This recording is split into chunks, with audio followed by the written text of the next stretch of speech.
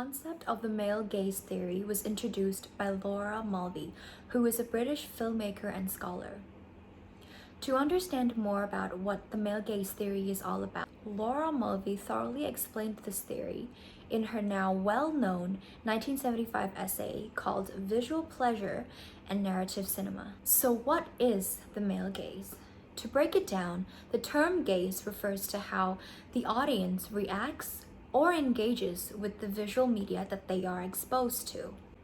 Thus, the male gaze, as explained by Mulvey, is a depiction of the role of women in films and media that is being created by the perspective of heterosexual males.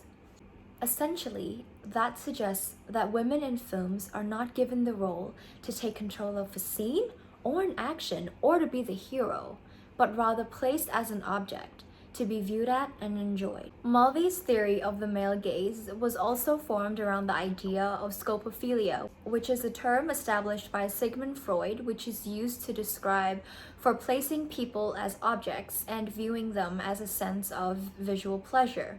In relation to Freud's idea of scopophilia, Mulvey suggests that this is one of the reasons that creates patriarchal sexual order, and that the male gaze underlines the dominance of males and their characters within the media and films industry.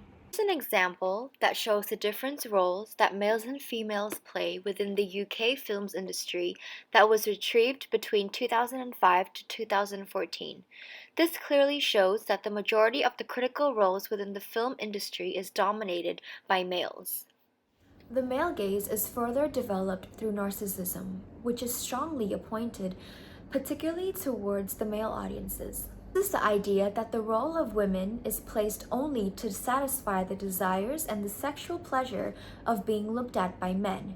And this is not only evident in films, but also ads and music videos.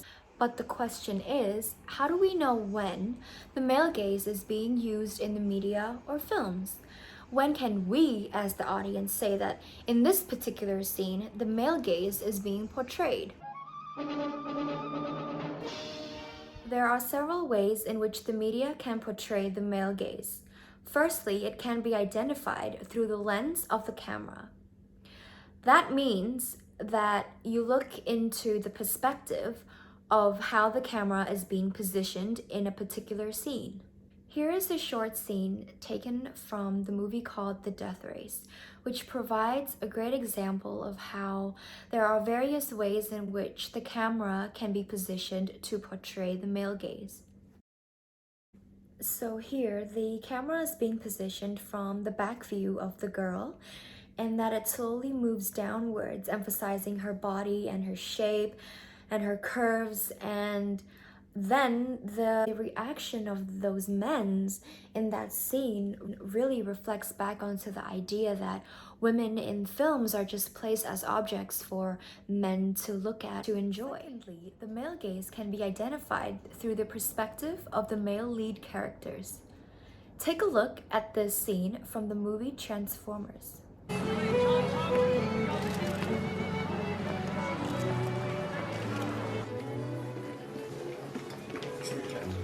Again, this particular scene shows that the two females are just placed there to be objectified and to accompany and serve the male lead characters to complete his desires and completely disregarding her own thoughts and feelings. So, the male gaze is very clear and transparent back then in the medias and film industry.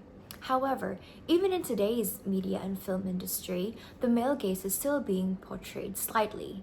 For example, the movie Wonder Woman, although it is empowering women, you can still see that the male gaze is being portrayed in such that the way that Wonder Woman is being portrayed in the movie, she's wearing tight clothes and her skin is very exposed. And that shows that women is still being placed in films in a way that they have to look visually appealing.